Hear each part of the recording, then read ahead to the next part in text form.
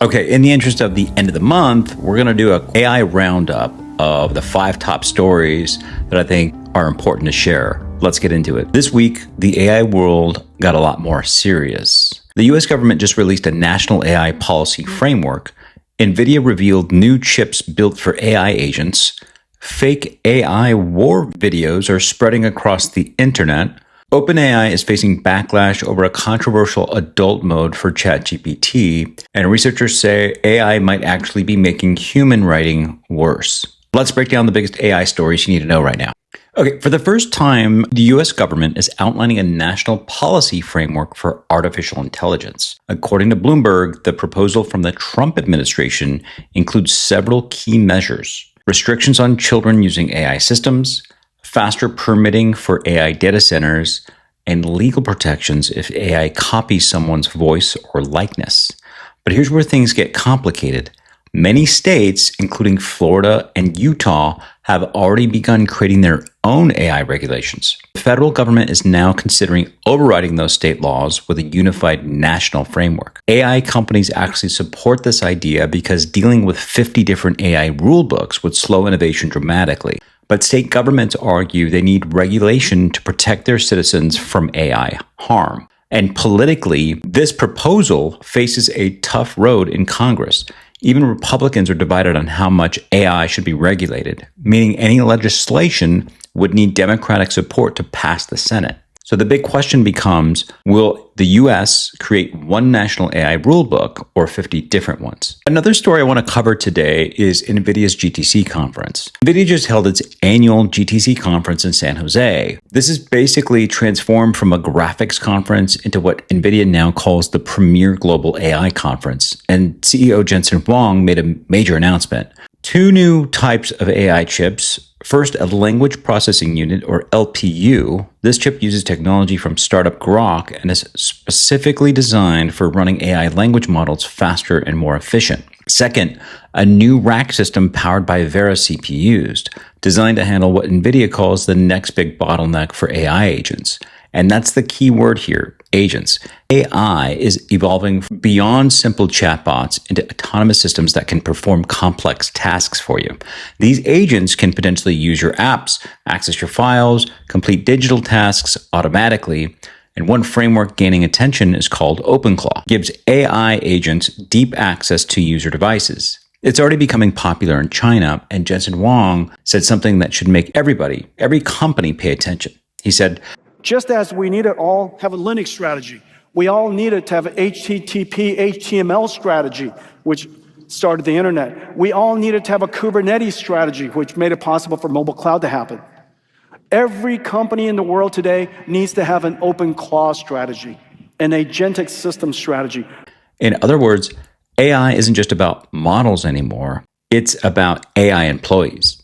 One of the most alarming developments in AI is happening during the conflict involving Iran. The New York Times reports that over 100 AI-generated videos and images have already circulated online claiming to show events from the war. Several AI-generated images and videos have gone viral. None of this actually happened. But many of them are completely fake. Examples include fake missiles hitting Tel Aviv, fabricated attacks on American warships, simulated military victories that never happened. And the problem is the videos look extremely realistic. Recent advances in AI video generation have made it much harder for viewers to tell what's real. Many of the videos appear to promote pro-Iran narratives, attempting to create the perception of military dominance.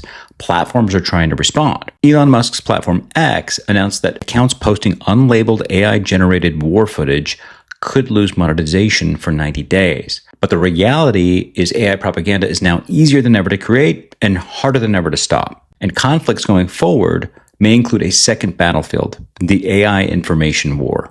Another surprising story involves OpenAI and a proposed adult mode for ChatGPT. The feature would allow sexually explicit conversations with the chatbot. Claire, why do you love me? Everything that should make you impossible to love. The chaos, the 4 a.m. decisions, the way you sign contracts without reading them, and then panic about it at 3 in the morning. You are the most stubbornly alive person I've ever encountered. But according to the Wall Street Journal, even OpenAI's own advisors are raising concerns. During a January meeting, the company's expert council on well-being and AI unanimously warned against releasing the feature. They're concerned that sexual interactions with AI could create emotional dependency on chatbots. Even more worrying, minors might bypass age restrictions.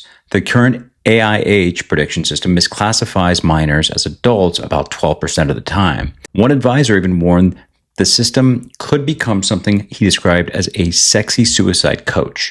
That comment referenced previous cases where heavy ChatGPT usage was linked to user mental health crisis. The feature was originally planned for release in early 2026, but OpenAI has now delayed it indefinitely while it tries to solve both the ethical and technical challenges. This highlights a growing question for the AI industry.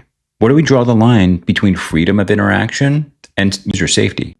Okay, and finally, a fascinating new study suggests that AI might actually be degrading human creativity. Researchers from several West Coast universities, including UC Berkeley, studied how people write when they rely heavily on AI tools. Their conclusion? Heavy AI users produced writing that was noticeably less creative and more uniform. One researcher called the effect the blandification of writing. The idea is that because AI models are trained on massive averages of human language, they tend to produce safe, middle-of-the-road phrasing. And when humans rely on those suggestions too much, our writing starts to sound like the model. Interestingly, though, users reported similar satisfaction levels with their work, so even if creativity declines, people may still feel equally productive. The study will be presented at a major AI conference in Brazil later this year. So what does all this mean? This week showed that AI is entering a completely new phase. Governments are starting to regulate it. Tech companies are building hardware for AI agents instead of just chatbots.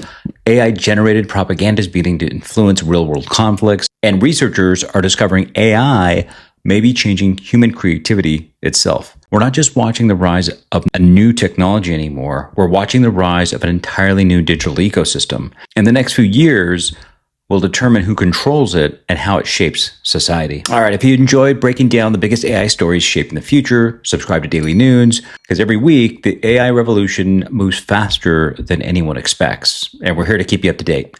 Thanks so much for tuning in, and we'll catch you in the next one.